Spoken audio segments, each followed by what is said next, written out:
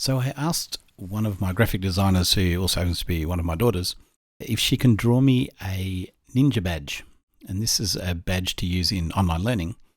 And she came up with this absolutely awesome little ninja badge, which I've used. It's been used in one of the online platforms, online education platforms. But I was looking at it thinking, I'd love to have a go at drawing that. I wonder how hard it is to do in Illustrator. So I'm going to have a go and see if I can recreate this ninja. So I'm in Adobe Illustrator. We have our little ninja icon here, and I'm just going to go to layers and lock that layer in. There we go. So that layer's locked, so I don't need to worry about it moving around or accidentally bumping it. So obviously the first easy part of this is, I'm assuming I'll just draw a circle roughly the same size, because I'm not going to trace it. I'm just going to see if I can redraw it beside it. And I'm going to fill that with that color there. So far, nice and simple. Now it does have a black edge, so I'm going to try and reproduce it as close as I can, I guess. Let's give it an edge there, and it's black, I think. Yes, okay. So nice and simple so far. How do I get this oval shape? I'm assuming if I draw a circle in the middle here, but don't make it even, I can go with some sort of oval like that.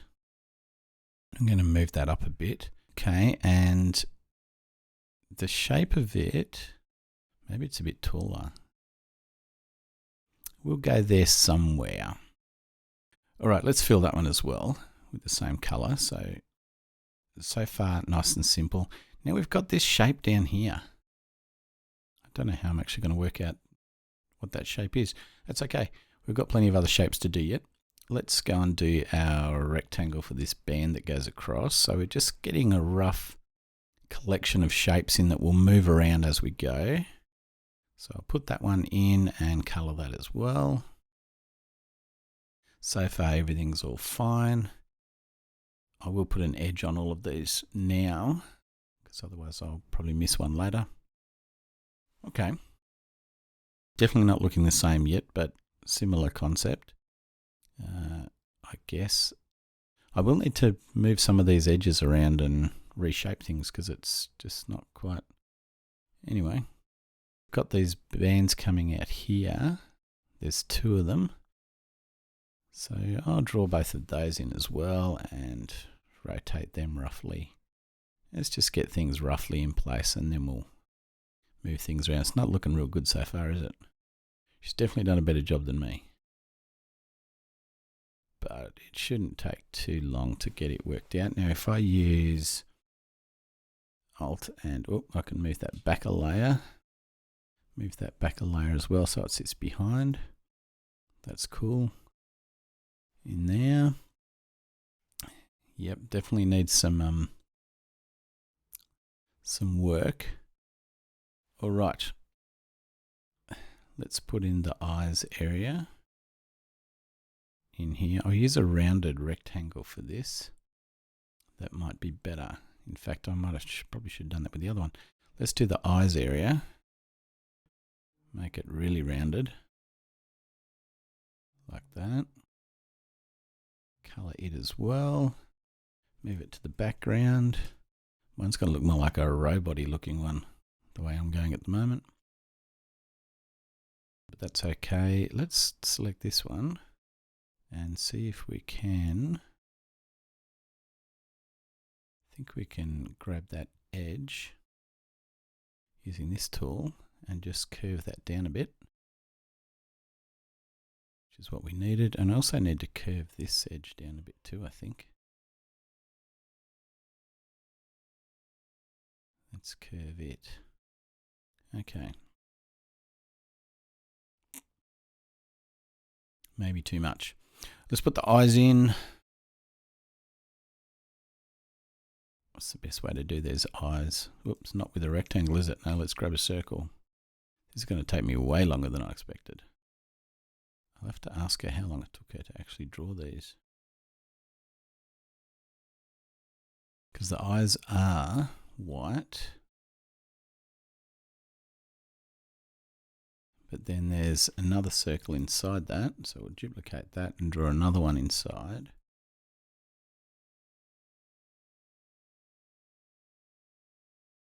And we'll make it black. There we go, we've got our eyes. Then she's got this little overlap bit on the eyes, which is the eyelid, which is really cool how that was done.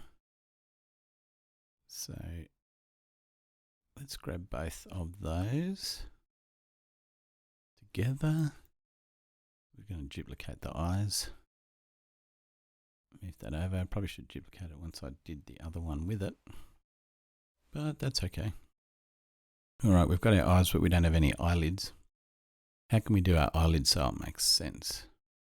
What if I grab a duplicate of that eye, then I grab another circle like this and just do a really big long shape like that. So it chops off the eyes just there. Select both the shapes together, and then using this tool over here to cut that out, that should give me that little eyelid look, which is pretty cool. And we'll just grab a color for that. There's an eyelid color just there. And I'll put another one over the other side. Like I said, I probably should have done the two eyes together because then it would have lined up easier.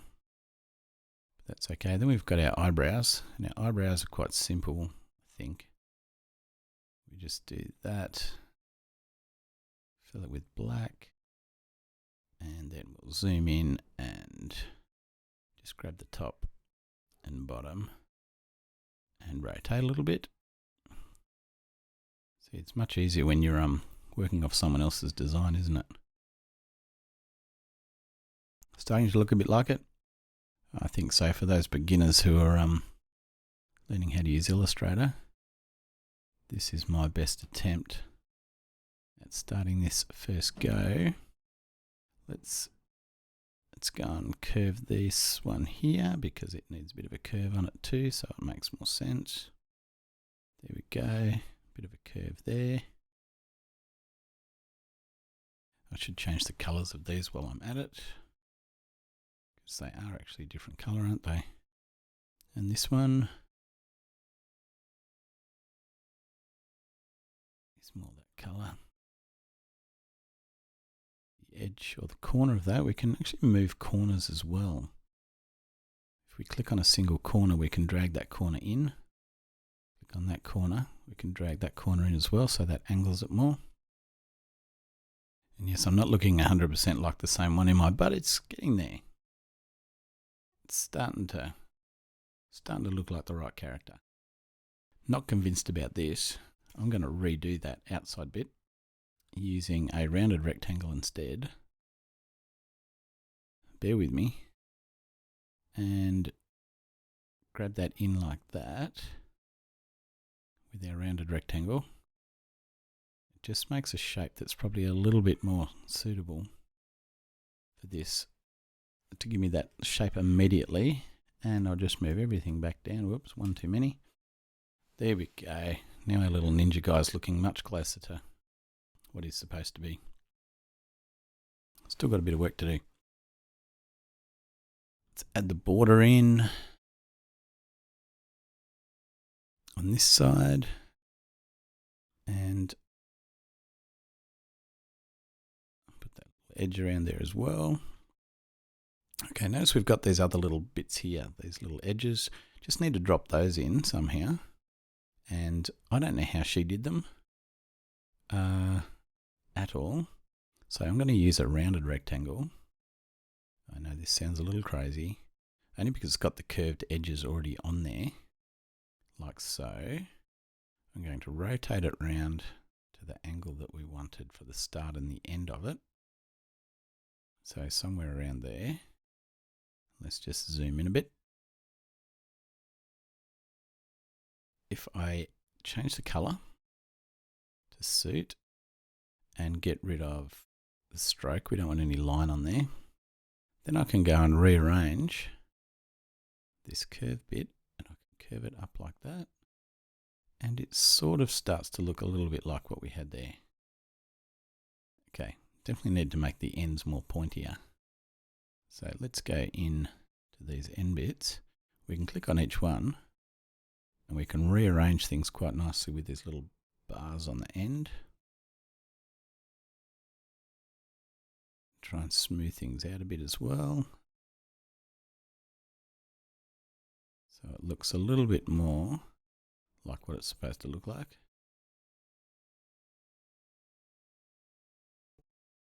A little bit closer. Now I'm going to cheat with these two. I'm just going to copy that, rotate it around, move it up here,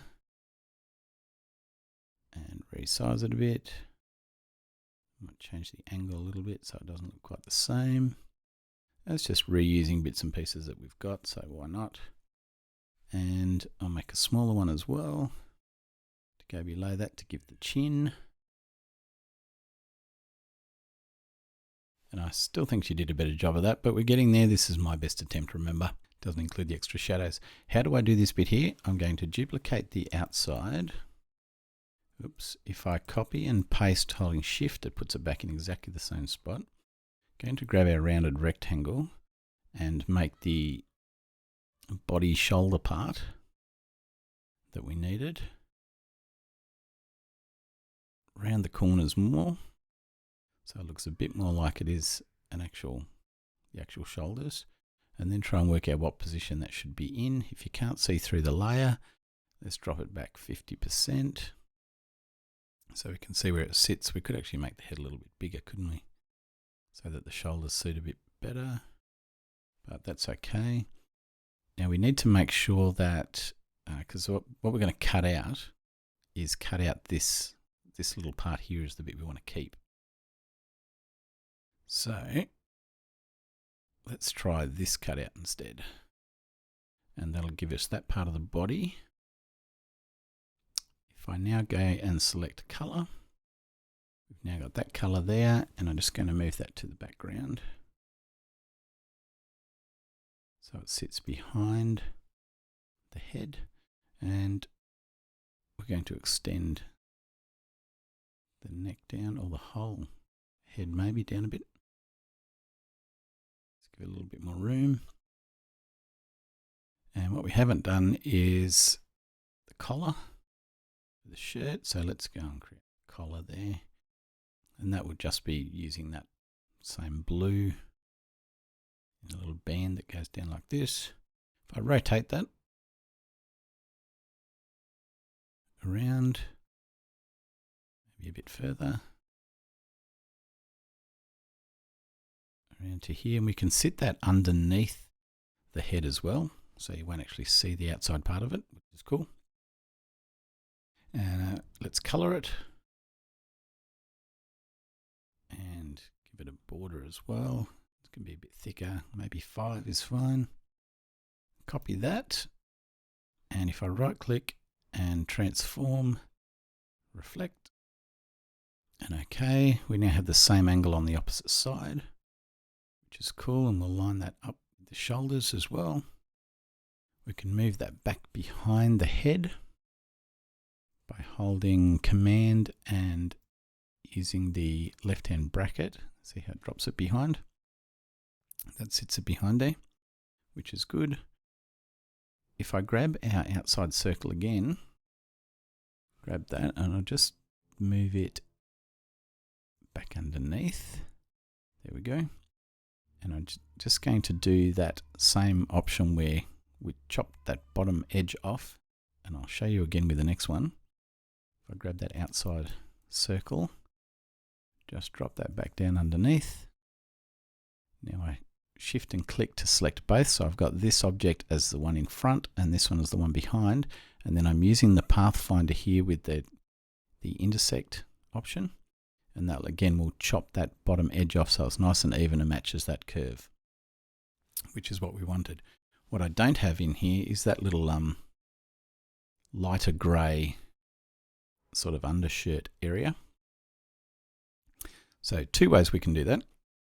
One is we could use these outside and that panel there and create a shape inside, or we can just draw, if we like, draw another rectangle inside here, grab the edges and just bring them in to that edge instead. So we've got those, and then just move it below. So we'll just drop it below everything else that's there and choose a color. And there we have a color for that one. Now, for some reason, that color is different to these two. So I'm just going to reselect that color there. There we go, should be lighter, that's better. And there we have my first attempt, my quick attempt at recreating that icon. It needs a bit of work, doesn't it? Well, there you go. That's my best attempt at recreating Jasmine's graphic. Do need to do this other dark shadow bit here, because those shadows make a world of difference, don't they? Adding those shadows in. So maybe that's the next step. But as you can see, it's fairly quick and reasonably easy to recreate graphics based on having at least some guide of what there is. And then you can use that as your icons as well for your badges. If you'd like a copy of that badge, just comment in the bottom and I'll give you a copy of that badge if you like. Works in Moodle, works in other LMSs as well. It's just a graphic as an SVG, so it rescales really nicely. Anyway, I hope that's been helpful to you. If you're interested in learning other stuff, make sure you have a look at the links down the bottom as well and subscribe, subscribe. I'll see you in the next video.